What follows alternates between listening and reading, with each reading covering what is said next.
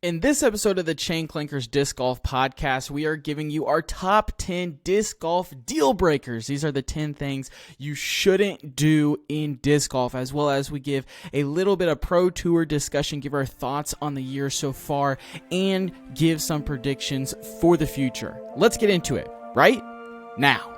Welcome into the Chain Clankers Disc Golf podcast presented by Upper Park Disc Golf. And hey, Upper Park Disc Golf is in the business to make the game better for everyone. Since 2011, Upper Park Disc Golf has focused on disc golf bags and accessories with unique styles, innovative designs, and unmatched comfort.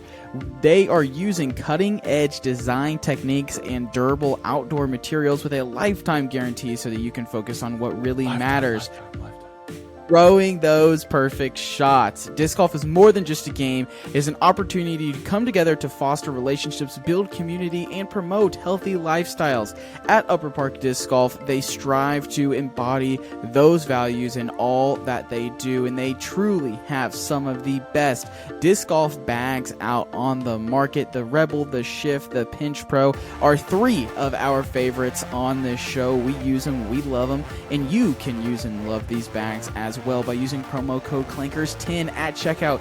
You save 10% off your order and you show support for us. It shows that you listen to this podcast and you help keep the lights on, the bills paid for, and it really does help us grow, and it tells Upper Park, hey, we're doing a good job and we should continue to work together. So if you're in the market for a new bag or know somebody who's in the market for a new bag, we would highly appreciate you heading over to Upper Park Disc Golf and just give them a check out. If you like what you're seeing, use our code CLANKERS10. We would appreciate it. Today's episode is going to be a fun one. We are going to be talking about disc golf deal breakers, 10 things you shouldn't do in disc golf. We're also going to talk a little bit about the Disc Golf Pro Tour. The season has kicked off, and if you're new to disc golf and new to this episode and this podcast, welcome in. We appreciate that you're here, and we want throughout the year to give you some Disc Golf Pro Tour updates, what's going on. That way you can start to follow the tour as well, and we might sprinkle a little bit of fantasy disc golf in there as well, as that is ever growing. That is something that we kind of want to explore a little bit more. But let's go ahead. Let's bring in the co-host tonight, T-Dog. Trenton, how are we doing tonight? Quentin, I'm doing great. Getting ready to learn some knowledge with my fellow disc golfing pals, so can't wait to get it rolling. How are you doing tonight, Mr. Quentin? I am doing fantastic, and if you're listening to this podcast right now and you play disc golf and you have friends who play disc golf who don't listen to this podcast, I challenge you, share this podcast with them. It will help them learn more about the sport. It'll help them get better. It'll help you and your competition between them. It'll get better because you'll both be getting better at disc golf. And hey, let's be honest, it's more fun when everyone's a little bit better at the game. So we would appreciate that. If everyone just shared this podcast with one friend, think how big the Clanker gang could get. Squad. Right? Everyone would be learning more, and we would definitely appreciate if you guys did that. And if you don't, well, send me a DM saying that I smell bad or something like that, or just comment in the video or the wherever. That's fine too. That's fine too. We'll get it either way. Yeah.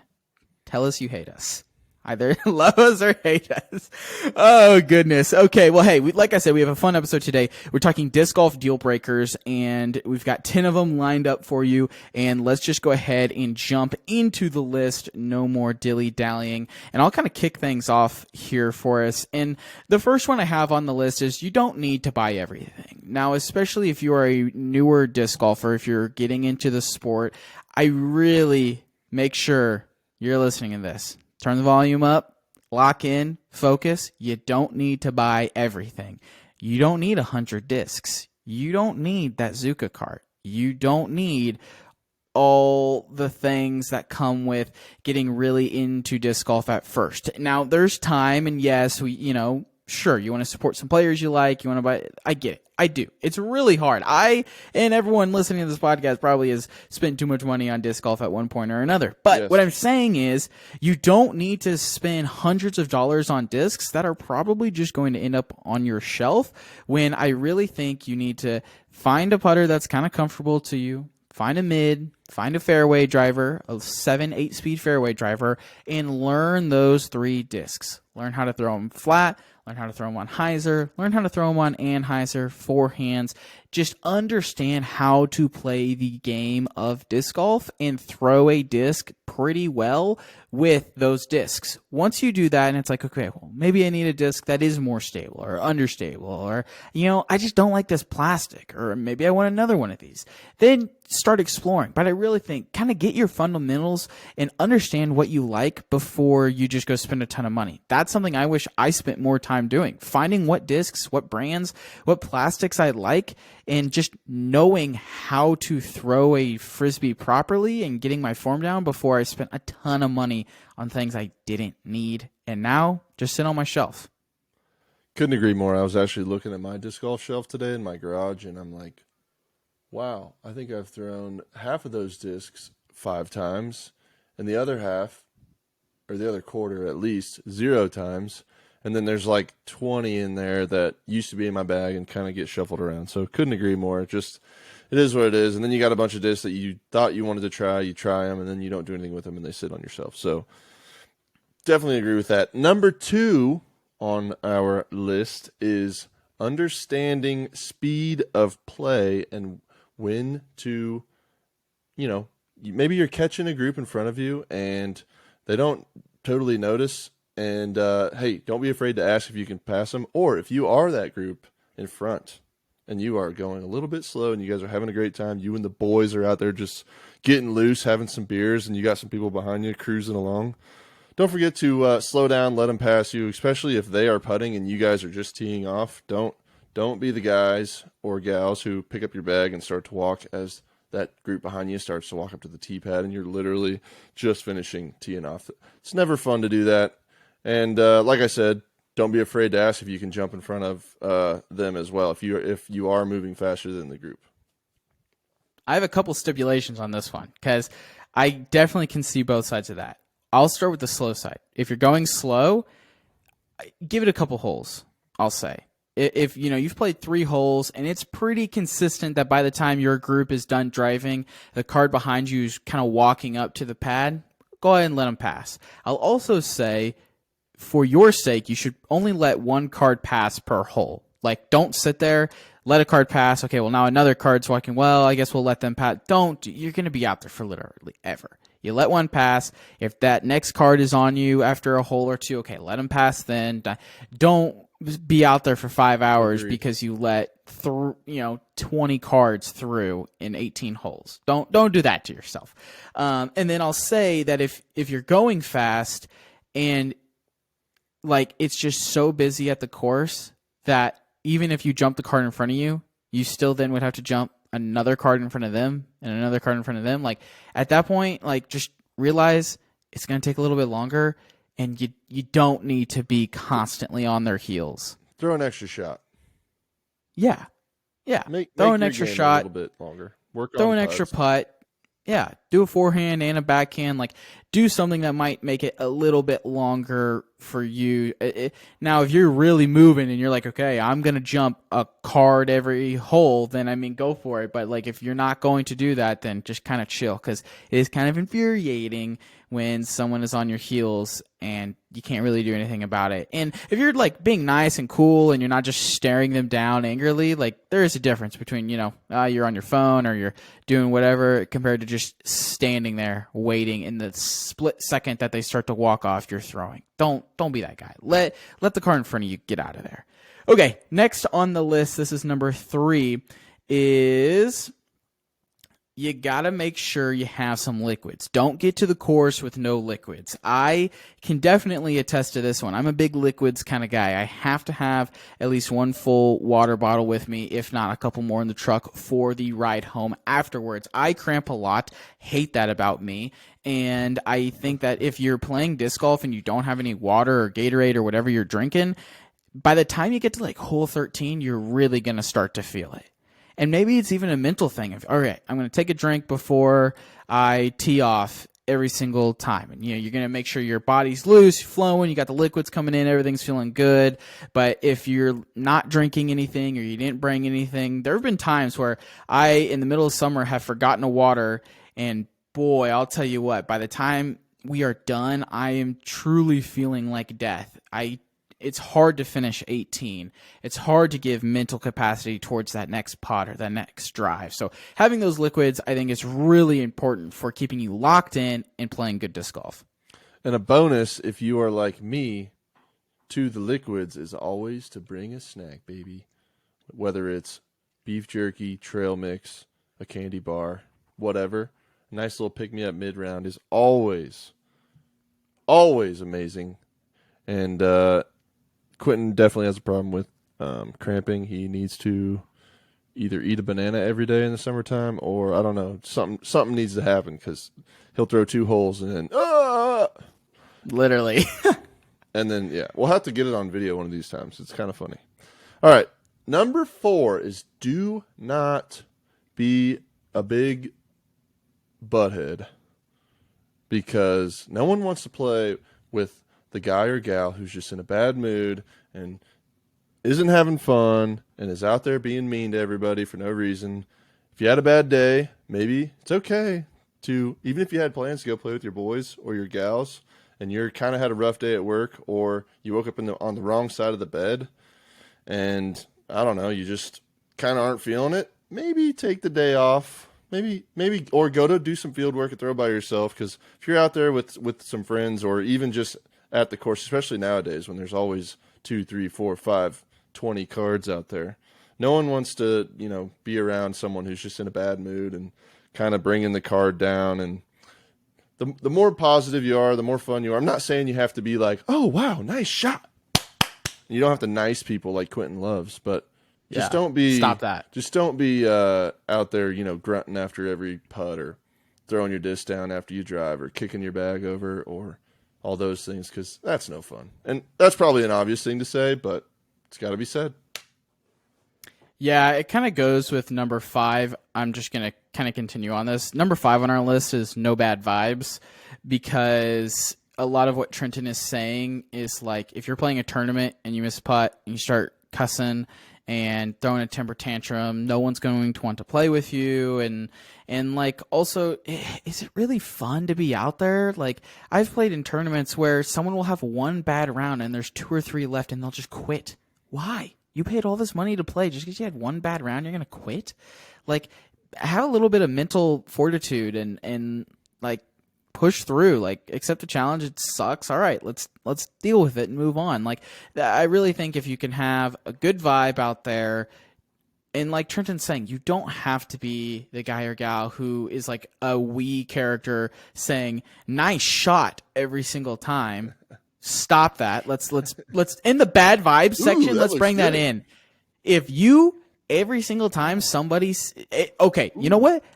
I'm bringing this up. If this is in the no bad vibe section, if you are somebody who says nice, or oh, that's looking good, or if you have something to say on every single throw, stop it. Okay? Cut it out. It's not necessary. It really is not necessary. It's going to be okay. I promise. You don't need to do it every single time. I do it sometimes. Like when I bring new players out, like even if it's a bad throw, I'll be like, oh yeah, that was good, because I am trying to encourage them. But like, I need to catch myself and be like, no, that was bad. I shouldn't have said anything. All right, the next one on the list is be respectful of the course. And what I mean by that is what you bring into the course, make sure you pack out with you. If you are one of those people who's out there having a good time, drinking some brews, maybe you're into the legal stuff that's in California, Colorado, Oklahoma, Missouri now, all those, Nevada, wherever. If you're going to do that, be respectful of the course. Don't throw your ashes, because you don't want to start a fire. Don't throw your beer cans or your liquor bottles or your shooters, because those are popular on hole 3. Don't throw them in the grass over there for someone who happens to shank a shot to go and find and pick up later for you, because you think it's a good idea to slam it and then throw it in the trees. What you take in, bring out with you. And then also, one other thing about the Mary Jane is maybe just know your surroundings. If you do that, no judgment. Know your surroundings though. Like if maybe there's like a couple people in your card. Obviously, don't do it on a tournament for sure. But just make sure that people on your card are cool with it, because some people might not. You just never know. But it's true. Anyhow, that's what I got to say about that. You might have some real narcs on your card. Yeah. So, but yeah, like, I mean, you should be respectful of other people. And like, same thing with cigarettes. Like, you should ask if it's okay if you're in a group with people, especially strangers. And yeah, I really, really want to harp on this one, guys. A disc golf deal breaker is littering. Stop it. We, as disc golfers, are one of the least intrusive sports in the world, right? It's not like we're cutting forests down to build a basketball facility. You know what I'm saying? Like, we use the forests, we use the trees. Like, we are nature. Like, we're in nature. Let's not ruin it by putting trash everywhere. Like, come on, seriously? How low do you have to be to throw your trash away outside and litter? And especially if you're somebody, or if you see somebody crumple up their beer can and stick it in the hole of the basket, come on, dude. Come on. Put it in your bag, carry it. If you're unwilling to carry it out, don't carry it in. That's a big deal breaker for me. If I'm playing with somebody and they start littering and stuff, I make sure to call them out, because that's absolutely ridiculous. And you should call them out also. That's not okay. That is a Chain Clanker approved thing. PSA. Don't litter. It's really not cool. And I don't want to sound like, we're all in like 5th grade and we're getting like, the talks of life and stuff. But like, it really is not cool. We need to stop that. There shouldn't ever have to be a course cleanup day for trash and litter, because we shouldn't be littering and putting trash on the course. Agreed. Just a thought. Okay, next one on the list, number 7 here. You don't need to be sponsored. Things you like. Remember the episode title, right? Disc golf deal breakers. 10 things you shouldn't do. You shouldn't have the goal of, I have to be sponsored. Oh, I have to be sponsored. If I'm not sponsored, then I'm not good at disc golf. That is so not the case. Like, a lot of amateurs who get sponsors are literally just walking advertisements for companies. It's not profitable for the player. They get a couple discs for free, and then they get like a 10%, 25, maybe 30, 40% discount code. Like, if you are having to pay for things, you're not like sponsored. You're like, if you're having to pay for it, you're an ambassador, yeah. I guess. And maybe that's not even the right word. Like, I don't think your goal should be to, if I don't get sponsored, then I'm bad at disc golf. Yes, there are a lot of people who get sponsored. And a lot of those amateurs are awesome for the companies, because they get a ton of free advertising, or advertising that doesn't cost a lot. And it's just the truth. I'm not trying to be mean, negative, whatever. It's just the truth. And you also look around and like, you'll see the really good players, the actual pros on the DGPT. Yeah, they're not paying for things. Does anyone think that Ricky Wysocki is having to pay dynamic discs for Raptor Eyes? Like, of course not. Right?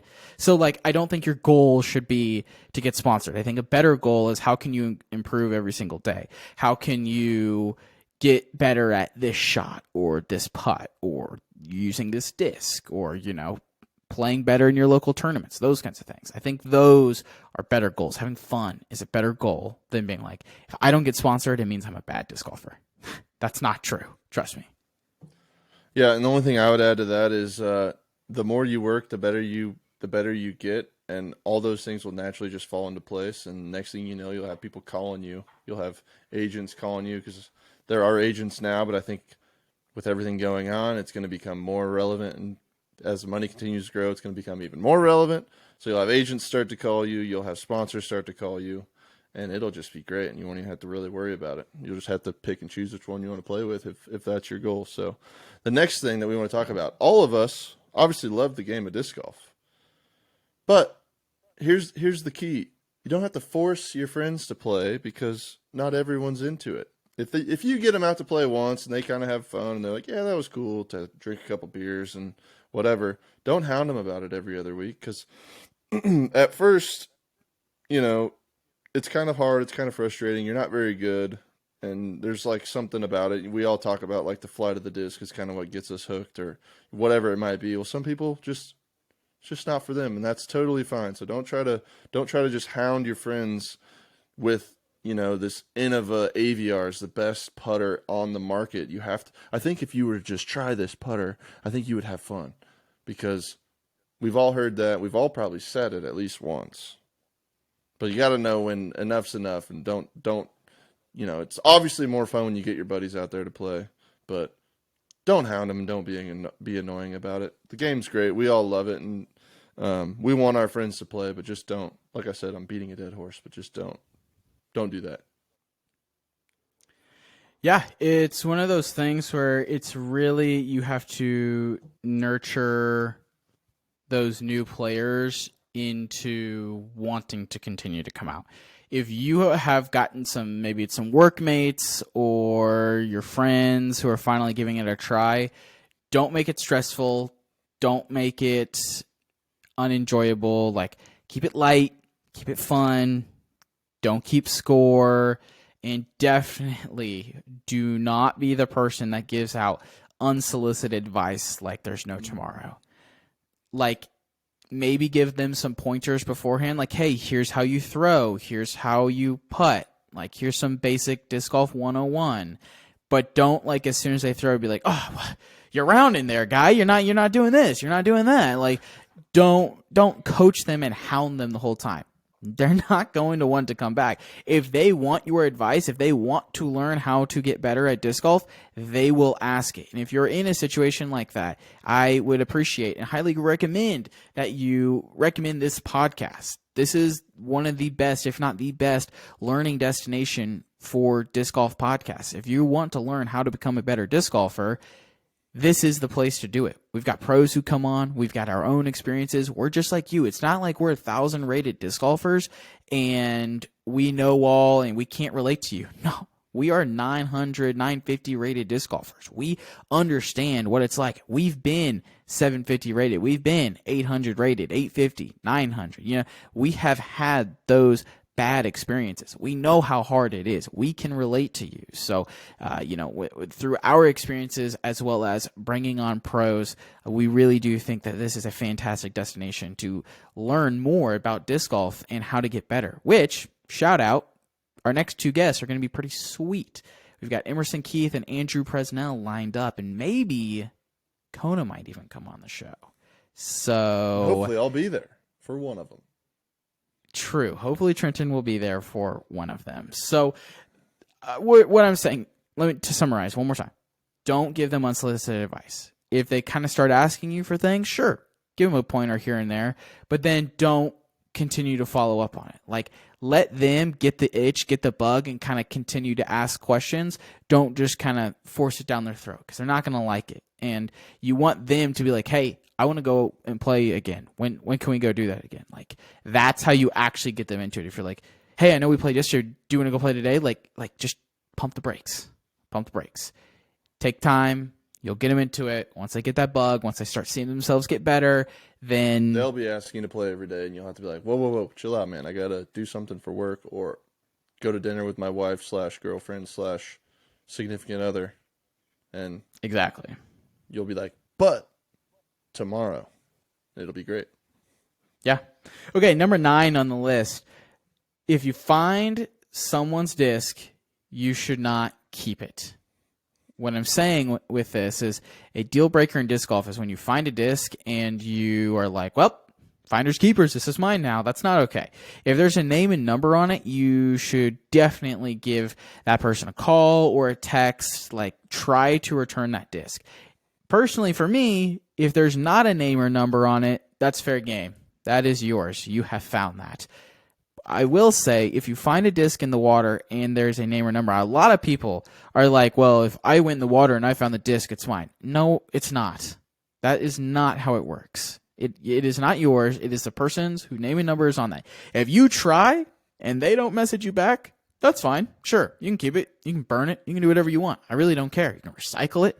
But, you got to put the effort in to return someone's disc. And you have to be honest if somebody is asking you if you found their disc. I'll never forget the time that I went with one of my friends in Manhattan, and they were searching, just, seeing if they'd find a disc. They don't want to buy a disc. And they're very much like, I'm never going to buy a disc. I'm just going to use discs that I find in the wild. He found this disc that I wanted. It was a Malta. Yeah, exactly. I didn't have a Malta at the time. I wanted to try one. And I said, what is that over there? And as I was going to get it, he snatched it. And I was like, oh. There's two ways we're leaving this parking lot. Either I have that disc or you're not leaving this parking lot. But a couple holes later, this guy came. Yeah. A couple holes later, this guy came up asking for it, and it didn't have a name or number on it. So I was like, sweet, this is mine. But he like perfectly described the disc, and he almost said no. I was like, dude, come on, man. Give him the disc back. Like, if someone's going that much of an effort, give them their disc back. It's $20. Don't not try to give someone's disc back. That's a deal breaker in disc golf. Quinn, I gotta rebuttal you about the no name give the disc back. I agree with you, but I think you should at least try to, if you see a card or two ahead of you, you should try to somehow get their attention and ask one of them if they left the disc. If nobody on the course says it's theirs, then free game. I agree. But you got to try. Yeah. Just want to call that out. Fine. I'm not saying you don't do that. I'm just saying don't just be like, ooh. No. That's a good Jim shout. right there left this, but no name on it. Yes. Sorry, buddy. Yes, no, that's a good shout. I didn't really think about that. Yeah, like if there are people playing around you, like ask around. Someone did that to me the other day when we were out there at Oak. I forgot that I threw this disc on the first hole, and as we were on 3, he was yelling at us, and he's like, hey, is this one of your guys' discs? And I was like, who would have left a disc behind on our card? Not realizing it was me. And I was like, what kind of disc is it? He's like, it's white. And I was like, what's the manufacturer? He said, Castoplast. And I was like, I don't have any white Castoplast. Yes, I do. I aggressively have a white Castoplast mid. And then, it was a Cax. So he just kept yelling Cax to each other. No, it's just a regular Cax. And that was funny. Okay, Trenton, finish us off with number 10, and then we'll talk about the Pro Tour a little bit. All right, guys. Here's the thing. If you have ambitions to be one of the best in the world, you're not going to do it without practicing. If you just go out and play... Talking about practice. Yeah, we're talking practice. If you just go out and play rounds every day or 3 or 4 times a week, and you never hit the field, you never go in the backyard and putt into a basket, at a tree, into the air. Practice. XYZ, any type of practice that you do, because there's all kinds of talking about practice. The practice that you can do is practice, and if you don't practice, then you're not going to get better. How many times can we say practice? I think we hit the contractual obligation of how many times we have to say practice for this episode. Point being, don't just go play rounds if you want to be better at disc golf. Yeah, the number one way to get better at disc golf is by doing it in the field. And subscribing to Chain Clankers Disc Golf Podcast. Yes, subscribing to the podcast, following us on Instagram, joining the Facebook group, like those kinds of things will help you get better at disc golf quicker. I cannot stress this enough. Playing the course teaches you that course. It teaches you a specific shot on a specific hole for a specific course. It does not teach you how to become a better disc golfer. If you want to become a better disc golfer, you have to do it in the field. You have to film yourself. You have to work on your form that you can then apply with different discs on different courses. So there we go. Those are our 10 disc golf deal breakers, things you should not be doing. That was good stuff. Let's talk a little bit broadly about the Pro Tour now. So if you're new to disc golf, yes, there's a Pro Tour. Spoiler alert. Also, if you're in our Instagram saying no spoilers, you can't spoil live sports. I'm going to make that very clear right now. You cannot spoil live sports. Get DGN. Post-produce is going away in the future. It is only going to go away in the future, but we'll get to all that. So, the Pro Tour, it's for the elite of the elite disc golfers. It's very comparable to like the PGA Tour for golf, right? MLB, NFL, NBA, all those kinds of things. It is the top level for disc golfers. They travel the country, they go overseas to Europe now, and they play disc golf tournaments, and you can see those tournaments and see the scores literally right now at any point during the event on UDisc Live. And you can actually, there's a lot more on it now. You can see stats and other different kinds of things on there, like which holes are the hardest. And it's actually gotten a lot better over the last couple of years. And you can watch the live coverage on DGN, Disc Golf Network, excuse me. So that's where you can watch the live coverage at. There is post-produced. Mainly, I'd say Jomez is the biggest one. You also see some... Disc Golf Guy. Yeah, Disc Golf Guy, Gatekeeper Media, GK Pro, Central... I can't remember exactly Central what it's called. Coast It's the California. Yeah, Central Coast. Yep, that's what it is. Central Coast. So you can get some coverage and stuff over there. That's where you'll see a lot of the post produce. And the reason that I said post produce is kind of going away, I really do feel as though in the next 5 years we're gonna really move away from post produce and go heavy on the live stuff. The more people that watch disc golf live, the bigger and better the sport is going to grow to. So that's my little tangent on that. That's why you can't ruin live sports. Also, you can literally check the score at any point on UDisc. It's like me being like, yeah, don't talk about the KU basketball game because I'm not watching the highlights tomorrow. You know what I'm saying? That doesn't make any sense. Right. So, okay. Las Vegas was the first tournament of the year for the Elite Series, and we had some pretty good competition there. I mean, Katrina Allen won FPO pretty easily, I'd say, and then Calvin Heimberg came back and won MPO. So far, the first round of Waco, we've got a ton of dudes at the top, really anybody's game. And then on the FPO side, Christian Tartar, aka Tartar Sauce, fan favorite. Favorite, we should say. Yeah, Clanker's favorite. Set the course record at Waco today. Good for her. We're recording this on Friday night on March 10th, so we don't know who's going to win yet. But I just kind of want to get your thoughts on, the Pro Tour so far. From what you've watched, Trenton, what are your thoughts? How are you feeling about this year? Any things you want to talk about with it?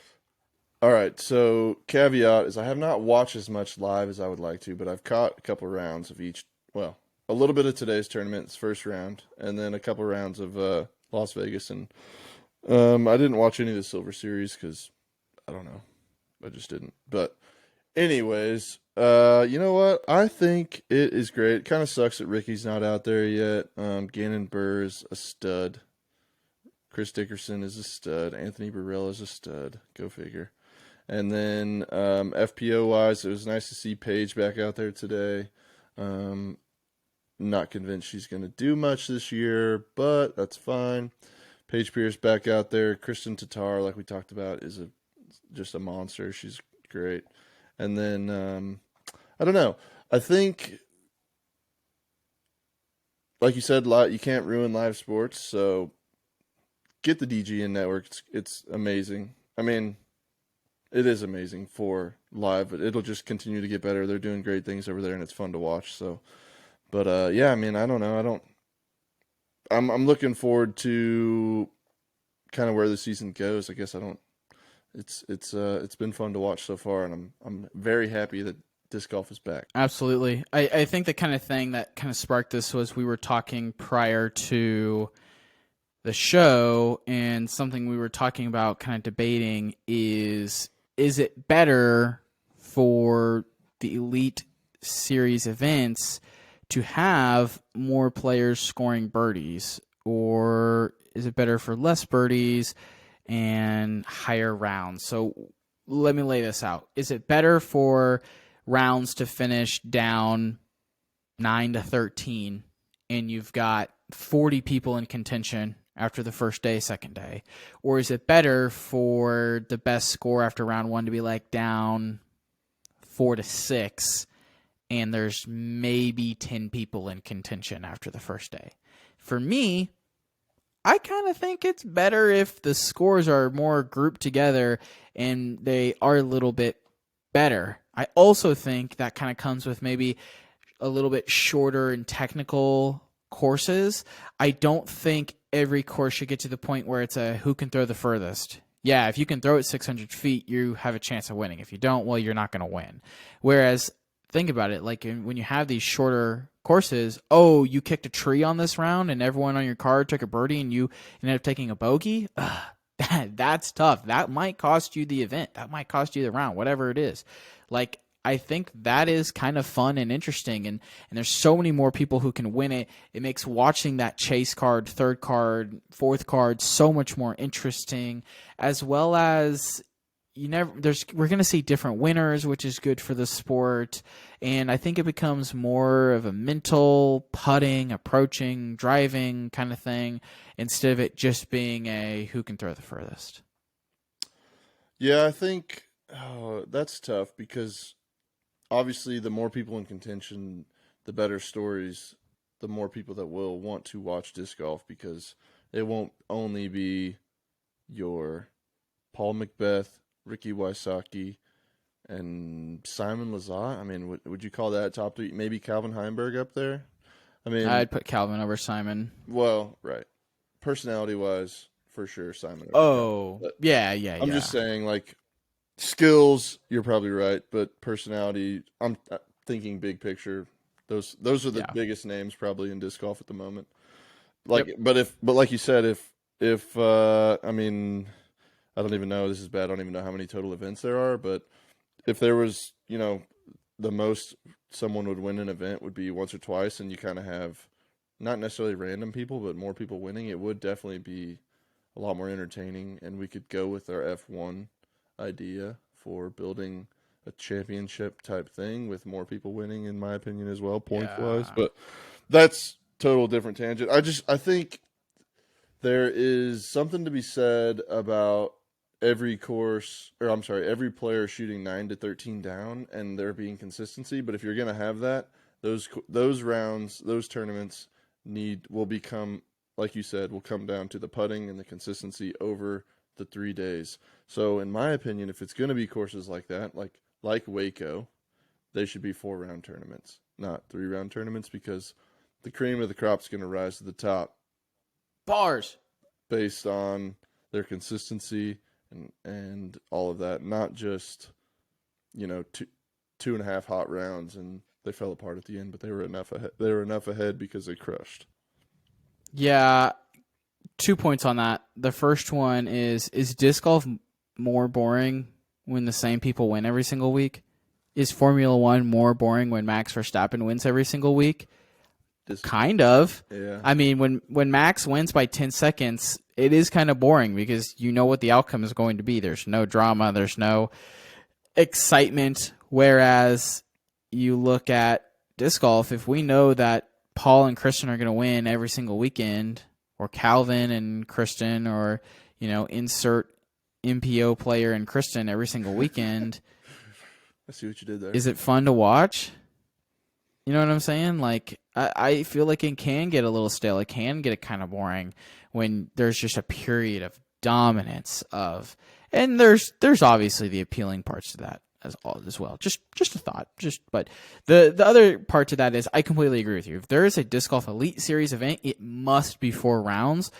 Adding on to that, I think it should be a cut after 2, and you are near the cash line, but let's take an extra 25% of the field, maybe, that's not in the cash, and they can continue to play in round 3, and then the round 3 cut is the cash line. And so if you're not in the cash after the 3rd round, maybe, let's say, plus 5%. That way, if you're right there, you still have a chance to make a push on the last day, and then there you go. I think it would also help events getting through quicker, having the double cut. I don't see the point in having players who are clearly not close to the cash going a 3rd day when they're not going to get there. Yeah, I agree with that. And it'll just help, incentivize players too, because I don't think, man, I'm bad. Most tournaments don't have cuts, right? If they do, it's after the 3rd round. Well, I think every tournament should have a cut. Agreed. Because it incentivizes you to play better. Obviously, you don't want to be out there if you're in last anyways. But you want to play every day and you want to make money, so there should be a cut. But that'll come with the more money that comes to the sport as well. And then, I don't know. I'm struggling a little bit because the same person doesn't win every week except for an FPO. And that'll change as more female players continue to come to the course and continue to play and continue to get better. Yep. But I think I said this the other day. I feel like FPO is kind of in the stage, like the Ken Climo era. I mean, this is way too early prediction because Kristen Tatar just won her first Worlds last year. But I almost feel like that's kind of how it is. There's a giant separation. There's a big skill gap between the true elites in the FPO division and then everybody else. Like, Tatar is like a step ahead of everybody as far as overall skills and everything. Where, like, back in the day, Ken Climo obviously was a step ahead of everybody. I think that's just equivalent to looking at the points at the end of the year. Like, it's Kristen by a lot, and then Paige, and then big break, Katrina, and then another big break, and then another big break. Like, it's very evident that there's a big skill gap. I almost want to say we're in the Paul Macbeth dominance area because I'll give Paige her time in the sun, and I'll say that was the Ken Climo era, and now we're in the Paul Ricky era. Oh, I like it. With Katrina and Tatar? Katrina, Paige, and Tatar. That's kind of where we are now. Because, I mean, let's be honest. Before Kristen really came on, I mean, yes, there were other women who won a lot, but it was Paige Pierce was the dominator. Paige was the Ken Climo of the FBO division. Now we've got a couple other heads there. Paul, comparatively to Kristen, Ricky, Katrina, or Paige, just kind of that trio, right? And I do think that Kristen is going to dominate. I think we can pencil her in for Worlds. And what would you set her over under on wins this year at? 7.5? She's not going to be out of the top 3 in any of her events unless she gets hurt. If that was a thing I could gamble on, I would put money on it right now. Which is what she did last year, and yet somehow didn't win Player of the Year. And I bet you she wins 75% of the events this year. I would take over 75%. She's going to get dubs. I'm going to see if I can find the schedule real quick. I'm trying to do this on the fly, folks, so please don't yell at me. Trenton, fill the space with the talking. Bro, did you see, or everyone, I just went into one-on-one mode. Did you see the unfortunate putts that I sent you today, Evelina? Probably, but at this point, I'm so used to it. She's 6-putted. She's 6-putted today. Yeah. Wow. What'd you send me that on? She did one of. I'm not trying to laugh. I apologize. This is very rude, but it's disc golf, and we're all fun. Did you send it to me on Instagram? FB. Oh, okay. I'll check it out after this. And I'll check it out right now. Dude, she's at 5 feet. She's at 5 feet, and she does one of these. Look at me real quick. She goes. She goes. So, I'm aiming for the audio listeners. I'm aiming at you, Quentin. You're the basket. Yep. She goes like this. Fling. We've all done it, man. From 5 feet. What does that? Come on. Yeah, I have. Okay, maybe not that bad. So why is that? Let's gripping, spin dude. this. Let's spin this into how can we get better at disc golf? Right? She's got the yips and she's gripping it like she's like frustrated. Clearly, she's frustrated. If you watch the video, if you saw her putting, obviously everyone who wouldn't be frustrated, and she just like that was only 3 of them, but she. Oh my gosh. Yeah, it's bad. I just watched it. I'll share it to Facebook, guys. Go check it out on Facebook. Yeah. Put it in our Facebook group. That's a good plug for people to check that out. I mean, she literally was 5 feet away and just lost focus and sent it. What is she now? 25, 30 feet away from the basket? Something. Oh my gosh. I mean, that's just a little don't even think about it. Oh my gosh. She's got to make this one. She's now like another 5 feet. Oh my gosh! No! Yeah. No! Yes. She had 2 5-footers and missed them by like so much that she then had 20, 25, 30 footers afterwards. As a disc golfer, how do we solve this? Don't go through your routine. Just whatever you got to do to just slightly get that thing over. Just get it in the basket and move on.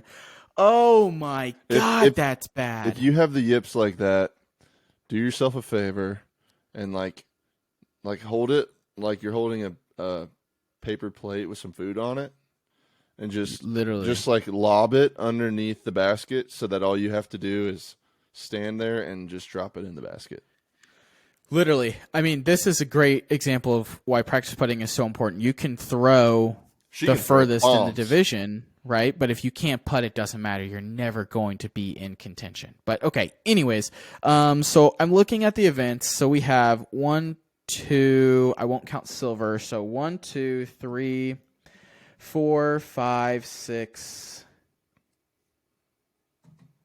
7, 8, 9, 10, 11, 12, 13, 14, 15, 16, 17, 18, we'll say. About 18 left. And, Kristen might not be signed up for all of them. She's probably going to miss like 5 of them, I bet. Yeah, so I'll set the line at 7.5 wins still. Does she go over or under 7.5 wins this year? Yeah. Does she? I don't know if this has happened. Paige has probably done it. But like the Grand Slam, winning all the majors, that would be pretty cool. Do you think that could happen? The reason we're not even bringing up... Sorry, go ahead. I was going to say, the reason we're not even bringing up MPO is because it's not going to happen on the MPO side. No way. Too much competition. It can only happen with Kristen. No one on the MPO side's winning 8 events. I would say MPO, the leader at the end of the year, I'd set the line at 3.5. Whoever has the most amount of wins, do they get 4 or more? I think yes. I think yes, but that's still tough to me. What about 4.5? Do they get 5? No. I don't think so. That's a lot of wins. It is a lot this is not including silver. It's only majors and elites. So I think that 3.5, 4.5 line's pretty good. Agreed. And I do. But go ahead. No. I'm going to switch it. I'm going to switch a tiny bit. I got something. I was just going to say we could see Kristen go for the Grand Slam this year. Agreed. The calendar Grand Slam. Win all the majors, win worlds, win a ton of events. The only thing that can stop her truly is her getting hurt. Or someone calling out that her daughter is on the... Yeah. Anyways, so this is actually a good point as well. So FPO is the most like us amateur folk. So they are the best, in my opinion. This is purely my opinion. Quentin, you can disagree with me if you want. In my opinion, watching FPO play is, for us 900 or lower rated disc golfers, they are the most like us. So they are fantastic to watch and kind of learn from. And I am able to watch them more during the day than I am able to watch the evening, the guys, just with children and everything. So I love watching FPO, and they are the most relatable to our skill gap. So if you're an amateur and you want to watch some disc golf, watch the ladies play. They're fun to watch. You can learn a ton. And they throw further than us and me for sure, but they are the most similar to us. Like we can do us 900 rated, men, females, whatever, all of us. I don't mean this in a bad way either. I'm just saying they are very relatable, and it's great to watch because not all of us are going to be able to go out there and do what Ricky's doing, but we can go out there and we probably can't do what the top 3-4 FPO players are doing, but everyone else out there, we can kind of match some of their shots, and it's just fun to be able to relate to a pro. So yeah. Okay. Anything else? I think maybe like early worlds prediction. Let's get out of here. Like I said, stick around. Make sure you're subscribed. Join us over on our Facebook group where we'll talk more about this and other things, and follow us on Instagram. There's tips going out all the time on our Instagram with the Reels Monday through Friday, YouTube Shorts every day also. So check us out over there. It's all Chain Clankers Disc Golf. And we've got, like I said, 2 great guests coming on next couple weeks. We've got Emerson Keith, Andrew Presnell lined up, trying to secure Kona. That would be awesome if we can make it happen. We'll just depend on scheduling. And then, yeah, let's finish it off here on World's prediction. FPO, MPO. FPO, Kristen Tatar. MPO, I said it last year or a few months ago. I still am going to go with Simon Lizotte because I want him to win it. FPO, Kristen Tatar. No disagreement there. I really want to say Calvin Heimberg, but this is more of a woodsy course, and I don't think Calvin's the best woods player in the world, so I think I have to default to Paul. I think the only thing Paul cares about is the World Championship. That's it. If he wins one event and that's it, he had a successful year. I think I would agree with that statement about Paul only caring about that, because guess what? We've talked about it on here before. That's what everyone seems to care about. It's the only event everyone seems to care about. Yep. Worlds and majors, that's the only thing that Paul cares about. So that's why, you know, if you're playing fantasy disc golf right now, Paul McBeth I really don't think is a great fantasy option, because I don't think he's locked into every event. I think He's majors and yep. Yeah, he's just using these as tune-ups. Be healthy, ready to go, feeling good, because when it's Worlds, it's different MF that's out there. He's making 70-footers just to keep it tied, and then 70-footer putt, like a 70. What was that? Like an 80-foot putt, and then he tied it, or did he take the lead on that putt? He took the lead on 17 and coughed it up on 18. Yeah, with a 80-foot putt on 17 to take the lead. Yeah. It was all right. Amazing. That's it for this episode. Thank you guys for tapping in. Let us know if you kind of like this style. It was a little bit different from maybe what we've done the last couple episodes, especially maybe when it's just been Trenton and I. We, wanted to give you guys some good knowledge at the top, talk a little bit about the Pro Tour at the bottom. So let us know kind of what your thoughts were on that. How you feeling about things. Go ahead. Let us know if you like the Pro Tour talk, because we enjoy talking about it, but we want to make sure that our people like to hear it. So, agreed. So let us know what you guys are thinking. Let us know what we can do better, how we can better serve your game. If you haven't and you're new and you're still with us, if you could give us a rating and review on Apple Podcasts or Spotify, that would be appreciated. It really lets us know what we need to work on and what you guys kind of like and all of those good things, as well as hit us up on our Patreon, patreon.com/chainclankers. We're giving away 4 discs every single month. All you have to do is be a supporter over there, and you're automatically entered to win, as well as a bunch of other bonus stuff going on over there. So check it out, patreon.com/chainclankers. That's it. $5. We're done. We will see you guys next week. Later.